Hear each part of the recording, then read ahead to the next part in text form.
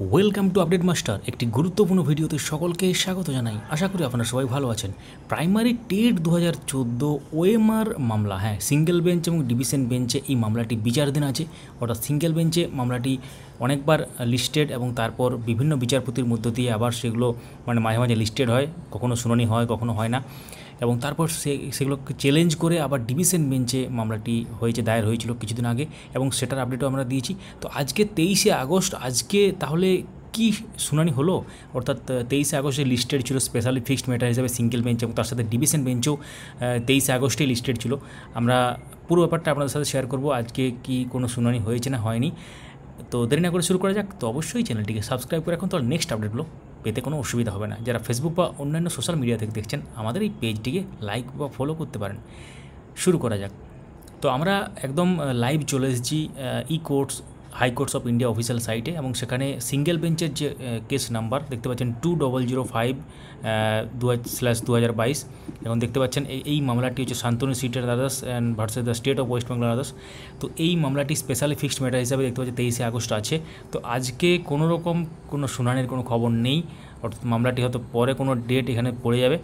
অর্থাৎ আমরা যদি আগে দেখতে পাচ্ছেন যে লাস্ট যে এখানে আছে 5/7/2024 অনারেবল জাস্টিস রাজশেখর মান্থার, তিনি সিবিআইকে নির্দেশ দিয়েছিলেন যে এক্সপার্ট যারা আছে, বিশেষজ্ঞ, তাদের কাছে বিভিন্ন পৃথিবীর যে কোনো জায়গা থেকে যে সাইবার এক্সপার্ট বা বিভিন্ন যারা কম্পিউটার এক্সপার্ট আছে তাদের সাহায্য নিয়ে ওএমআর সংক্রান্ত যে তথ্য সেগুলো সংগ্রহ করতে হবে। তারপর কোনো রকম কোনো শুনানি হয়নি সেভাবে, এবং তারপর এখন প্রাইমারি সংক্রান্ত মামলা যেহেতু দেখছেন honourable justice Amrita Sinha madam, তো তাঁর এজলাসে এটি আছে এবং ছিল আর কি অ্যাকচুয়ালি।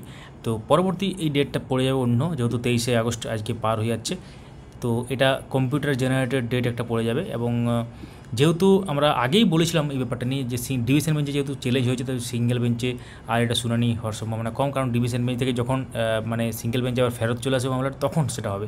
তো আমরা এটা দেখার জন্য আমরা ডিভিশন বেঞ্চে কেস ডিটেল এন্টার করে চলে যাই, সেখানে কী ব্যাপার একটু দেখে নিই।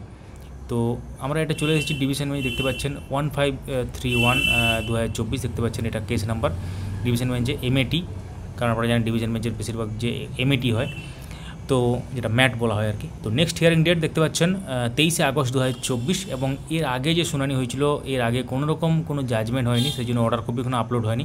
এবং সেক্ষেত্রে যে ফার্স্ট হিয়ারিং হয়েছিল ডেটটা যেটা দেওয়া আছে 12 আগস্ট, এবং নেক্সট হিয়ারিং ডেট অর্থাৎ আজকের ডেট দেওয়া আছে 23শে আগস্ট। আজকে কোনো রকম কোনো খবর নেই এটার, তো এটাও ক্ষেত্রেও কিন্তু আলাদা একটা ডেট পড়ে যাবে, এবং এই ডেটের পরেই কিন্তু পুরো ব্যাপারটা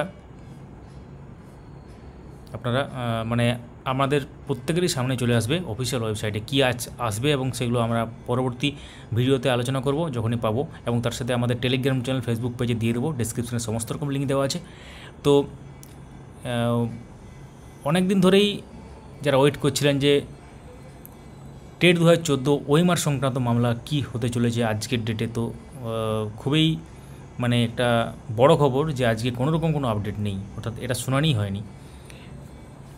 পরবর্তী ডেট পড়বে, কোনো অনিবার্য কারণবশত হয়তো হয়নি, এবং তার সাথে যে রিপোর্ট ফাইল করা বা সিবিআই যে রিপোর্ট, এবং তার সাথে পর্ষদ পক্ষ যে দায়িত্ব দেওয়া হয়েছিল এফিডেভিটের ক্ষেত্রে, তো সেই সব কিছু হয়তো মেনটেন হয়নি, বা কোনো একটা ব্যাপার হয়েছে যেগুলো আমরা জানার চেষ্টা করছি। পরবর্তী ভিডিওতে সেগুলো আমরা নিয়ে আসবো আপনাদের সামনে।